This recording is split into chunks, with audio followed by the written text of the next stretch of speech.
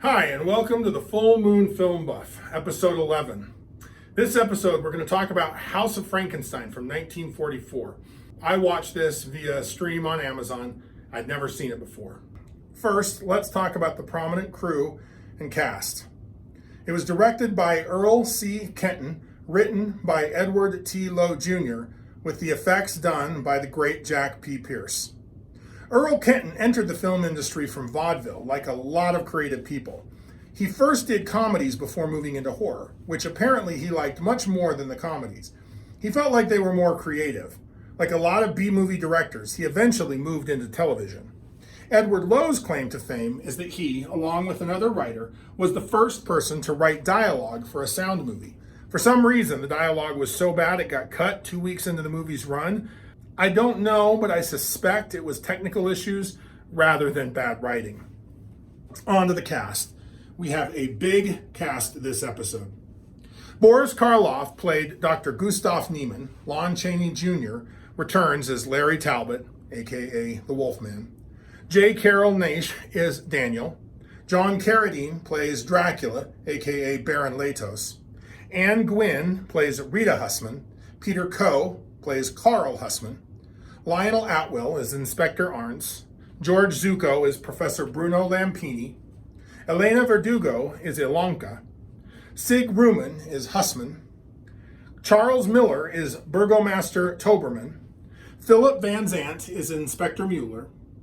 George Lynn plays Inspector Gerlich. Michael Mark plays Frederick Strauss. Frank Reicher plays Ullman. And Glenn Strange plays the monster. Since this is the next movie in the Universal Wolfman series, we've talked about a lot of these actors before, but there are new faces as well. First, we got to take this chance to talk about the horror movie icon, William Henry Pratt. You probably know him by his stage name of Boris Karloff. By the way, he probably took the name to protect his family. Boris worried his low acting career would negatively affect his more dignified English family back home, whom he thought considered him a black sheep. The good news is, he was wrong. And when he went back to England, they welcomed him with open arms. He started in the silent era and, like a lot of actors, supplemented his acting income with side jobs. In Boris's case, as a truck driver mostly. Frankenstein from 1931 was his big break that launched him to stardom and kicked off 2 decades as a superstar headliner in horror films. By the 1950s, he was a regular guest star on television shows and performed on Broadway. Note, I really wish I could see him play Captain Hook in Peter Pan, or originate the role literally created for him in Arsenic and Old Lace. In my opinion, he capped an amazing career narrating the classic How the Grinch Stole Christmas animated special in 1966. J. Carroll Naish was a prolific character actor. One interesting tidbit is that Carroll's final film role was in 1971's Dracula vs. Frankenstein, which was also Lon Chaney Jr.'s final film role. John Carradine was a close friend and protege of the superstar John Barrymore. Carradine belonged to the informal John Ford Stock Acting Company, appearing in a number of the legendary director's films. Carradine is one of the most prolific character actors of Hollywood, period, and is the father of the great actor David Carradine. Anne Gwynn earned notoriety as one of the great screamers back in black and white horror films. She had the looks and the talent, but not the luck to reach starring roles. The most interesting tidbit I found about Peter Coe is that he was a close friend and drinking pal of legendary schlock director Edward Wood Jr. Elena Verdugo began acting as a 6-year-old and had a career that spanned over 50 years. She had a lot more success in comedies and television, but she got her start as a Universal scream queen that started with this film. Sig Ruman had served in the German army in World War I before coming to America and starting his acting career. He was a Marx Brothers regular who also played a German baddie in quite a few spy films. In a very topical tidbit, Charles Miller was a founding member of the Screen Actors Guild. Philip Van Zandt was an anomaly during this period, a freelance actor who spent most of his time bouncing from minor supporting role to minor supporting role rather than signing a contract with one of the big studios. Additionally, he appeared in the film school classic Citizen Kane. Frank Reichner is best remembered for his role as Captain Englehorn from the original King Kong and its sequel, Son of Kong. Let's talk a little more about Glenn Strange, who we've mentioned from The Mad Monster. He's actually probably better known for playing a string of villains in westerns in the 50s, starting with his role as Butch Cavendish, who killed 5 Texas Rangers, leaving 1 Lone Ranger alive. One historical tidbit about the movie in general is that originally it was to be titled Chamber of Horrors and star not just Count Dracula, Frankenstein's monster, and the Wolfman, but other monsters as well, including the Invisible Man, the Mad Ghoul, the Mummy, and others. By this point, Boris Karloff had made it known that he was done wearing the makeup to play the monster, which is why he was cast as the mad scientist in this film. While this movie does have some issues, I do recommend it. It looks and sounds great. The plot's a little all over the place, but the cast is throwing everything they've got at the screen, really selling it, and you can see it shows. It's a joy and a delight to watch. It's not quite the quality of the original Wolfman, and the reviews at the time were lukewarm at best, but I really enjoy it, and I think you will as well. So now let's talk about the spoilers. Dr. Gustav Niemann, who is a devoted acolyte of the OMS, original mad scientist, Dr. Henry Frankenstein, escapes prison along with his hunchbacked assistant Daniel during an incredibly fortunately timed lightning storm for them. Niemann promises to create a new, beautiful body for Daniel. Daniel murders Professor Lampini, a traveling showman at Niemann's orders. They take over his horror exhibit, which includes the skeleton of Count Dracula. Niemann removes the stake from the Count's heart and bargains with the revived vampire to exact revenge on Burgomaster Hussmann. Dracula goes big by seducing Hussmann's granddaughter-in-law Rita and killing Hussmann. In a subsequent chase, Daniel ditches Dracula's coffin. As the Count tries desperately to get inside, the sun rises and kills him. Rita is saved. Niemann and Daniel move on to Frankenstein's village.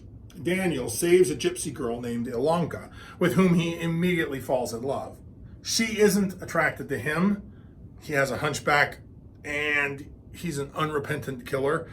She is nice to him, recognizing he did save her from a beating and perhaps from death. While searching for Dr. Frankenstein's notes, they find the bodies of Frankenstein's monster and Lawrence Talbot, the Wolfman, preserved in the frozen cavern beneath the flooded ruins of the castle. Niemann thaws their bodies out and promises to find Talbot a cure for his werewolf curse. Larry jumps at the offer and recovers the notes for Niemann. However, Niemann is more interested in strengthening the monster and exacting revenge than in keeping any promises. On the way to Visseria, Daniel and Niemann care for the monster, while Larry drives the wagon. Ilonka falls in love with Larry, much to Daniel's dismay. Larry is soulful and tall, dark, and handsome. Larry's too busy feeling guilty for all the killings he's done while he is a werewolf to reciprocate her feelings. They also kidnap 2 more of Niemann's nemesis, Herr Ullman and Herr Strauss, because Niemann plans to give Ullman's brain to the monster's brain to Talbot, and the Wolfman's brain to Strauss. Big brain swap all around. Daniel begs for Talbot's body so he can have Ilonka, but Niemann says no. This personality trait of Niemann's is going to become a problem for him very soon. Larry transforms into a werewolf and kills a man, sending the villagers into a panic. They form a werewolf hunting search party / mob. Daniel tells Ilonka that Larry is a werewolf, but she doesn't believe Daniel. To vent his anger, Daniel whips the supposedly unconscious monster. The next day, Larry confesses his lycanthropy to Ilonka. She vows to release him from his curse by killing him, if she must. That evening, Niemann finally gets down to business. Niemann revives the monster, and Larry again turns into a werewolf. Larry attacks and fatally wounds Ilonka, but she does manage to shoot and kill him with a silver bullet before she dies. Daniel, not unreasonably, blames Niemann for Ilonka's death and attacks him. Boy, it would have been better for Niemann if he had focused on doing what he promised Daniel or Larry first. Then they would not have betrayed him. The monster intervenes, throws Daniel out of the window, killing him. The villagers see the lights flickering in Niemann's laboratory windows and attack with fire. The monster carries the half-conscious Neiman outside, where the villagers chase the pair into the marsh. There, the pair drowned in quicksand. Editing lawn here. Now I feel like a real YouTuber since I lost some footage and had to re-record a bit. Let's talk about the transformation in House of Frankenstein. Jack Pierce is back and just killing it as usual, which makes sense, right? The longer he practices, the better he gets, the better the makeup looks. They use the same standard makeup job. They use the same standard trick of editing dissolves together, but they do pull off a really impressive trick, and that's a freestanding dissolve. Normally, when we see Lon Chaney transform, he's laying down or sitting down so that he can very easily rest his hands and rest his head and stay in the same and get in that exact same position over and over again for each one of those dissolves. But here, they do it while he's standing up, which is just an order of magnitude more difficult, and they pull it off seamlessly. Honestly, this is the second best transformation we've seen so far. I still have to give it to Werewolf of London. Even by the mid-40s, that a series of hidden cuts was still just amazing. But this is really, really great. This movie does add one bit of lore to the Universal Werewolf cinematic experience, and that is that a silver bullet fired by someone who loves enough to care can kill and keep a werewolf from coming back from the dead. I find it interesting that this piece of information just suddenly springs up at this point, and the fact that we have 2 more movies coming in this series also speaks that it's probably not true. Alanka, however, is a gypsy, and the gypsies have, since the very beginning of this series, proven to be the most knowledgeable people about lycanthropy and about werewolves. So it does make sense that Alanka would know. And this little piece of lore answers a question that I had back in Frankenstein Meets the Wolfman, and that is, why hasn't Bella come back? It could be that Milena loved her son enough to be able to put him to rest. And while Mileva might care for Larry and feel responsible for Larry, she obviously doesn't love him the same way she loved her own son. Or, in this case, the way Alanka loves Larry. Either way, this is the first mention I'm aware of the iconic silver bullet. Perhaps the best way to think about this movie is as an anthology movie framed by the mad scientist character of Dr. Newman. The first third is really a self-contained little story involving Dracula, whereas the second 2/3 essentially retreads the same story we saw back in Frankenstein Meets the Wolfman. The only characters that have any kind of arc are Dr. Neiman himself and Daniel, both of whom have tragic villain arcs that end with their deaths.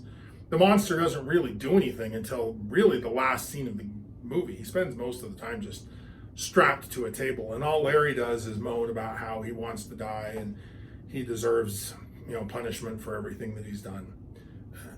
It doesn't really make the movie stronger. It just throws more monsters into one film, not giving any of them the chance to shine, not giving any of the themes a chance to really develop.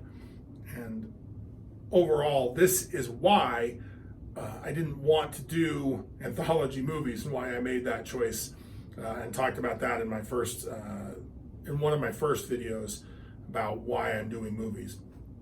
That said, I chose to do this one for a couple of reasons. One, it's part of the Universal Wolfman series, and I love Universal and I love the Wolfman. And two, it's got Lon Chaney Jr., and he's one of my favorite actors, so of course I'm going to take an opportunity to talk about him. But this right here, the weaknesses of the anthology format, is why I'm not talking about other anthology movies involving werewolves. One thought I had while I watched this movie is that the werewolf makes a much easier romantic lead than almost any other monster I can think of, particularly those coming out of the Universal stable. We do have Dracula in this movie, and he's probably the most human-looking other monster than the Wolfman. The Wolfman is human most of the time, and then he turns into his beast. Dracula, or vampires, usually look like humans all the time. There are some good solid reasons why werewolves are the easiest romantic lead in horror movies. First, their human form can be whatever is considered conventionally attractive at the time. Werewolves are anybody. Vampires are often pale and sometimes are monstrous, not always. Quite a few times they're shown to be very good looking. but they have more limitations on how they're portrayed. In fact, we see this or hear this in discourse, people talking about the Twilight movies and Edward not looking like a vampire, because vampires have a look in a way that werewolves don't necessarily have a look. Second, it's a lot easier to frame a werewolf story so that you have sympathy for the werewolf, even if they are still the bad guy and still the monster. If they don't have control over what they do during the full moon, then it's hard to hold them really responsible, even if Larry clearly holds himself responsible. It's true that Count Dracula has to feed, eat, drink blood to survive, but he doesn't have to use mind control powers to seduce Rita, which is super creepy, and lots of vampires do really creepy things like that make it a lot harder to root for them as a romantic lead. Additionally, depending upon how the wolf form is presented, wolves can look an awful lot like dogs, and dogs are man's best friend, so it doesn't take a lot of leap to not be afraid of the wolf unless, of course, the wolf is trying to rip your throat out. None of this is to say that you can't turn any monster into a romantic lead. I mean, just go watch The Shape of Water for evidence of that. Just that it's easier to do it to the werewolf, and therefore I feel like it happens a little bit more frequently. We'll pay attention to that as time goes on. It's also not to say that werewolves are good romantic partners. I mean, let's look at the movies we've already watched for this project. We've got 3 jealous female lycanthropes that will kill you if you even consider looking at another woman. We've got 4 male werewolves who actively attack their romantic partner, one of whom kills their romantic partner. Now, the Wolfman from Wolf Children was a good romantic partner. He died, but that wasn't his fault. Petro from The Mad Monster doesn't have a romantic partner, and given his mental state of development, it would be really creepy if he did. Finally, Larry does lose one romantic partner to the dashing and charming Dr. Mannering, which makes a lot of sense if you've watched that movie. It's pretty easy to understand why as well. Most women aren't really into constant talk of suicidal intent. That's not a great way to win, score points on dates. So I've mentioned peasant mobs before, and we're going to have lots of opportunities to talk about peasant mobs. Usually a mob is a bad thing. That's pretty clear. But here, I want to talk about them for just a second because I am firmly 100% on the side of the peasant mob. They act completely reasonably and responsible to what happens. They find one of their own dead, killed by a werewolf. And no, they're not jumping to conclusions. They've seen werewolf victims before. They've had werewolves attack their community. And this particular community has been attacked by Frankenstein's monster a half a dozen times. They also don't rush out and start immediately accusing any outsider that's around. They act responsibly. They divide up into 3 teams. They set up search parties to go out and look. They don't actually end up having to deal with the werewolf. Ilonka takes care of that. But when they do run into the monster, they know its weakness and they behave responsibly and don't put anyone at unnecessary or undue risk. They manage to drive the creature away from their community and keep themselves safe. Again, under most circumstances, mobs are not great. They behave in irresponsible and dangerous ways. But in this particular movie, I am 100% pro-mob. Go Villagers. So in conclusion, this is a fun movie, recommended, lot to talk about. So if you like lycanthropes, like, share, and subscribe. Be sure to join us back here next time where we're going to talk about the 1943, The Return of the Vampire. Keep an eye on the moon and a silver bolt in the chamber, and we'll see you back here.